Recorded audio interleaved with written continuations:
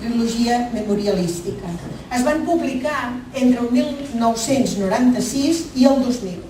La lectura que ara farem d'aquests llibres la farem per ordre de publicació, no per ordre cronològic d'ell, sinó de quan es van publicar.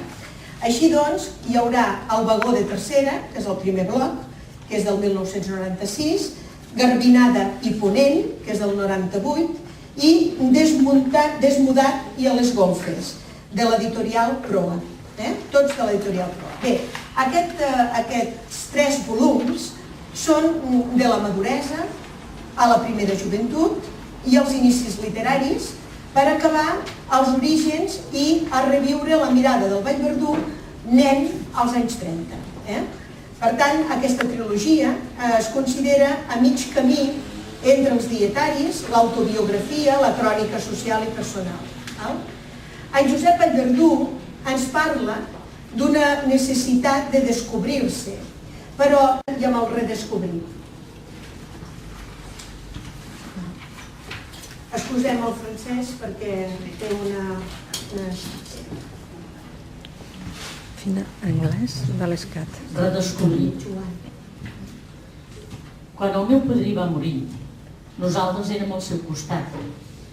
No havia pogut fer-ho amb el pare uns mesos abans, mort a la mateixa casa, la pairal d'ells dos, però aquest cop ens havien pogut avisar i vam anar de Sant Felip de Guíxols a Sant Martí de Maldà en un taxi, a temps per veure agonitzar l'avi, que ja no lligava caps, i s'acabava.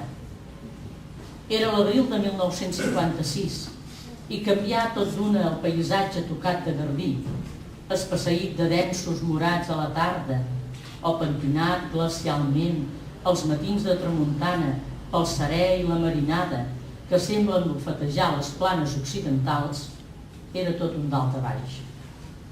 Baratar la mar, que a les tardes prenia un to de misteri profund, les pinedes remoroses i l'elegant passeig de mar, pel cervell de gat, els ametllers i els oliverars de l'Urgell secaner a la vall del riu Cort, fou molt acosadament colpidor.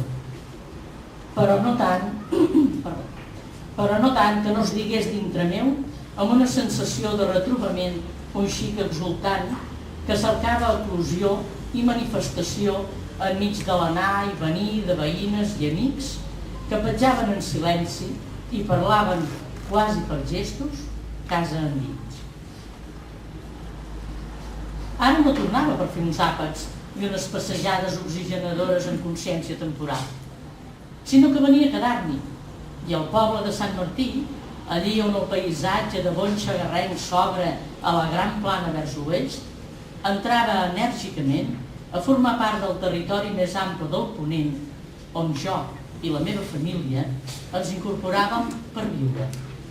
Viure al mateix poble o en qualsevol altre punt de Ponent. Viure, treballar, respirar les primaveres i les tardors i les dues estacions extremes d'aquell tros de món, l'hivern i l'estiu. Per això tenia prou clar que aquella incorporació era un retrobament i una redescoberta i una afiliació.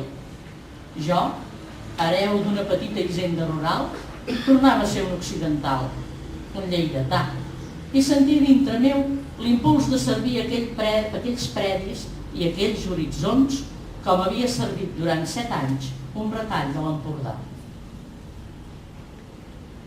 M'havia reincorporat a Ponent, d'on era fora des de 1940. 16 anys molt significatius pels de l'adolescència i la joventut, perquè ara, de passada ja a la trentena, era home madur, i els anys que vindrien serien decisius en l'afeixonament d'algú que esdevindria, el més intensament que li seria possible, ateses les circumstàncies de temps i lloc, un professional de l'escriptura.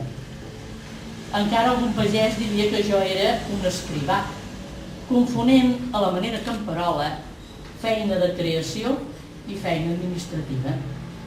Em sembla que a Proses de Ponent explico que ara i adés, a casa nostra, al poble, venia gent a plantejar-me casos que res no tenien a veure amb l'exercici de la literatura. Però com que jo sabia molt de lletra De mica en mica, ho endevinava, jo assumiria el paper de testimoni de ponent, particularment pel meu desig integrador, per la meva consciència de globalitat del país. Aquesta consciència s'havia palesat ja mentre vivia a Sant Feliu. El fet de passar primer de Lleida a Barcelona i després de Barcelona a la costa nord em situava en bona posició per entendre que aquest era tot un conjunt, un mateix país, tot i que els paisatges s'oferissin als ulls amb tantes diferències. Recuperaria el temps passat. Em faria un cronista del ponent, que jo sí que estava en mesura de comprendre, abastar i retratar. I el retrataria per als barcelonins i els gironins, ignorants d'aquella meitat de Catalunya, però també per a mi, perquè El medi natural és un llibre que mai no acabes de llegir i que fa l'efecte que afegeix cada dia fulls nous. Molt bé. Ens llegirà d'aquesta trilogia Desmudat i a les golfes, Nova família, El lector, Amarga aventura i Nòmades, petits fragments d'aquests fragments. Nova família. Nova família. Si l'Eloi Vallverdú s'hagués venut a mitjan segle anterior tot el que tenia Montblanquet, el senyor Josep, el seu fill, no hauria disposat d'aquelles cinegètiques vacances. Ara, hereu de tot allò, s'hi trobava com el peix a l'aigua, i particularment els diumenges, que sortia amb la colla a les 4 del matí, l'escopeta al muscle, l'ull escrutant la bosquina en la penombra, tot just de somiada. Aquells diumenges eren d'una quietud total a Montblanquet, però en una hora determinada del vell mig del matí sonaven 2 trets prop del poble. Trets que engegava el senyor Josep, assenyalant que ja era el retorn i, per tant, ja podien tornar a missa. Era un senyal inequívoc de caciquisme. A Montblanquet, els diumenges d'estiu sonaven les campanes convocant a missa. Només quan el senyor Josep, que tornava de cacera, es donava l'estrepitós senyal, un trepig indecent de l'autoritat eclesiàstica, ben cert. Llavors, els escolans tiba que tiba la corda i els fidels s'encaminaven a l'església. L'hora, doncs, de la missa era totalment variable. Fluctuava segons les captures, obeïa les vicissituds passades pels caçadors, les llengües recorregudes i el temps esmerçat.